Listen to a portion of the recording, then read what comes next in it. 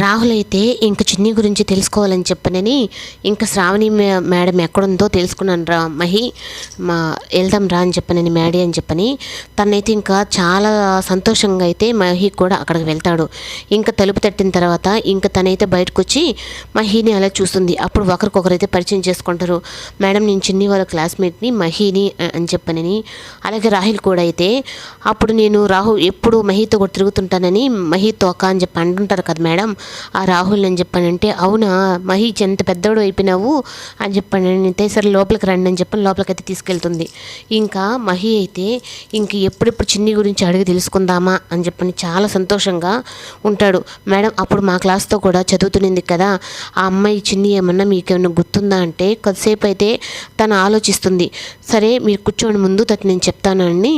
అప్పుడు నేను 10 సంవత్సరాల నుంచి చిన్నిని కానీ చందు వాళ్ళని కానీ ఎవరిని నేను కలవలేదు అని చెప్పానంటే, అంటే మీకు ఇప్పటికీ చిన్ని గుర్తుందంటే అంత మంచి బ్రిలియంట్ స్టూడెంట్ని ఎవరు మర్చిపోతారు మహి అని చెప్పి అనగానే ఇంకా చిన్ని గురించి పొగడుతుంటే చాలా సంతోషం వేస్తుంది మహికి. ఇంకా అంతా చెప్పిన తర్వాత చిన్ని గురించి ఈ విధంగా 10 సంవత్సరాల నుంచి నాకు తెలియదు అని చెప్పి అనగానే ఇంకా మళ్ళీ అక్కడ కూడా నాకు చేదు దెబ్బే ఎదురు తగిలిందా అని చెప్పని ముందైతే చిన్ని గురించి తెలియాలని చెప్పని దేవుణ్ణి కూడా అయితే వేడుకుంటాడు. ఈరోజు ఎలా అయినా నాకు చిన్ని గురించి తెలిసేలా చేయి స్వామి అని.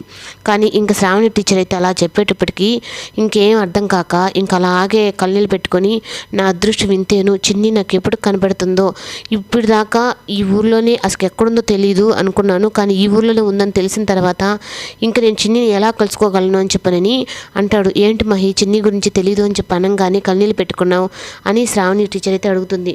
ఇంకేం లేదు టీచర్ మేము వెళ్తున్నాము అంటే అప్పుడు ఇంక వెళ్తూ ఇంక గోడకున్న ఫోటోని అయితే చూస్తాడు.